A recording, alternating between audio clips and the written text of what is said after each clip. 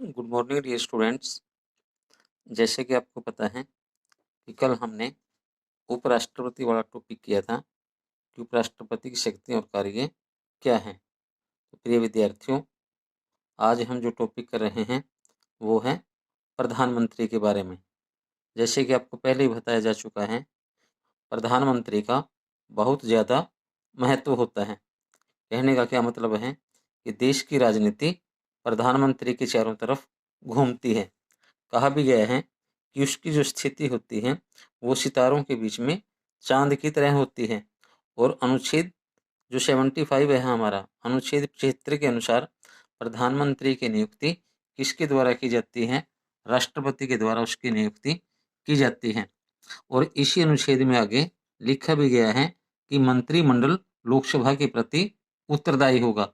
अतः राष्ट्रपति को यह देखना होता है कि किस राजनीतिक दल का नेता लोकसभा में बहुमत हासिल करने में कामयाब हो जाएगा।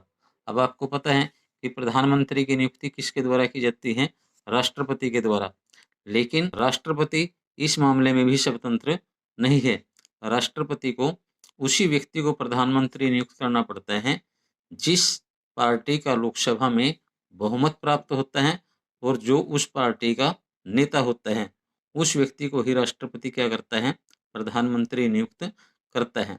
अगर मान लीजिए कभी ऐसी स्थिति आ जाती है कि लोकसभा के अंदर किसी भी पार्टी को स्पष्ट बहुमत न मिले, तो फिर सारी जो स्थिति है वो किसके ऊपर डिपेंड करेगी? फिर उस समय जो फैसला लेना है वो राष्ट्रपति के ऊपर डिपेंड करता है कि राष्ट्रपति ऐसी परिस्थिति में क्या फैसला लेता है और किसको प्रधानमंत्री नियुक्त करता है।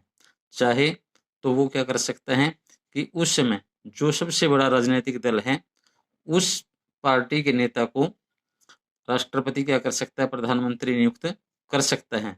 और कई बार अगर मान लीजिए राष्ट्रपति चाहे तो दूसरी पार्टी के किसी व्यक्ति को भी प्रधानमंत्री नियुक्त कर सकता है। ऐसी स्थिति में जो भी व्यक्ति प्रधानमंत्री नियुक्त किया जाएगा उसको एक विशेष अवधि में, विशेष समय सीमा के अंदर लोकसभा में अपना बहुमत स्पष्ट करना पड़ता है। अगर वो अपना बहुमत स्पष्ट कर देता है तो फिर वही व्यक्ति प्रधानमंत्री के पद पर रहेगा, और अगर वो अपना बहुमत साबित नहीं कर सका तो फिर उसको अपने पद से हटना पड़ेगा। तो प्रिय विद्यार्थियों, आपको लग गया पता कि प्रधानमंत्री की नियुक्ति कैसे होती है और किसके द्वारा की जाती है।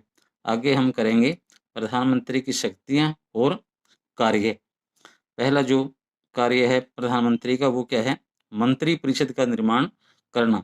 प्रधानमंत्री अपनी टीम के सदस्यों को क्या करता है? मंत्री परिषद में स्थान देता है।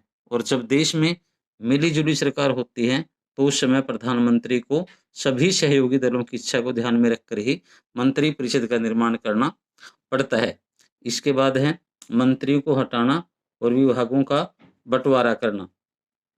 प्रधानमंत्री किसी भी मंत्री को कभी भी हटा सकता है, वह उनके विभागों में फेरबदल कर सकता है।